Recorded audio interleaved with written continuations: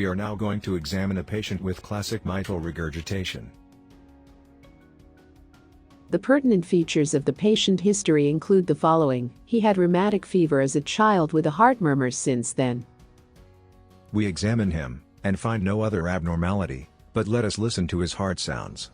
Place the stethoscope at every auscultation zone to diagnose murmur.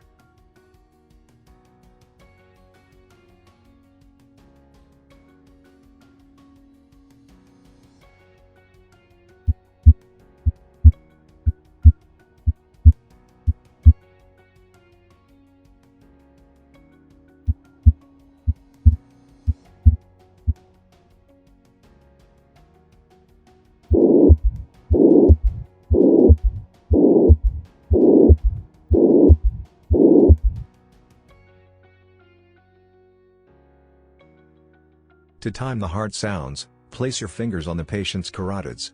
You can feel the pulse synchronized with heartbeat.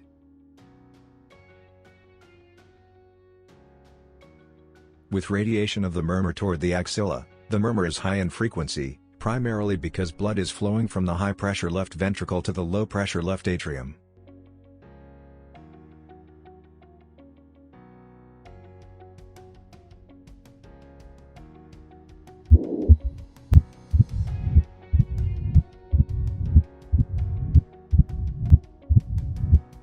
The mitral valve is open in diastole, but if it is narrowed, stenosed, then a rumbling, low-frequency murmur is generated.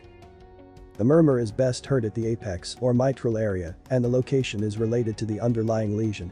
The left atrium is posterior to the left ventricle, and flow through the stenosed mitral valve results in turbulent anterior flow toward a localized area at the apex. These simultaneous left atrial and left ventricular pressure curves illustrate the relationship of the hemodynamic events to the timing, contour, and frequency of the murmur.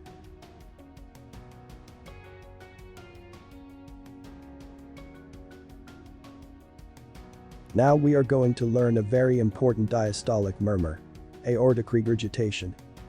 The pertinent features of his history include the following: a heart murmur has been heard since childhood.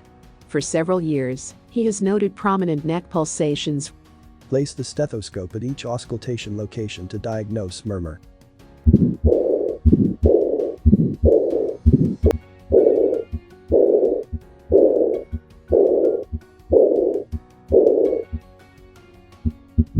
It is high frequency because the leak is from the high pressure aorta into the lower pressure ventricular chamber in diastole.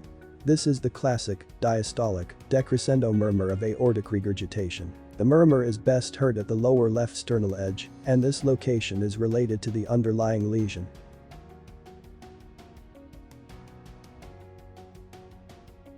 We're now going to examine a young man with severe aortic stenosis. The patient is a 30-year-old, well-obese man. A heart murmur was heard at the age of 10, although no limitation of activity was advised.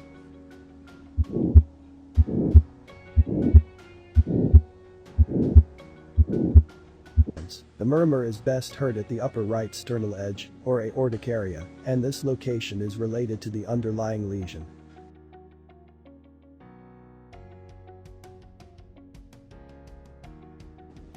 We now want to focus on the auscultatory events in a patient with an innocent murmur.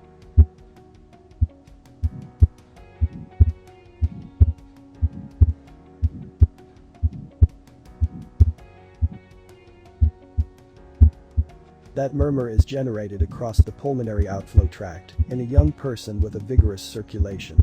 Turbulent systolic flow across the pulmonary outflow tract generates the murmur that is best heard in the second left intercostal space.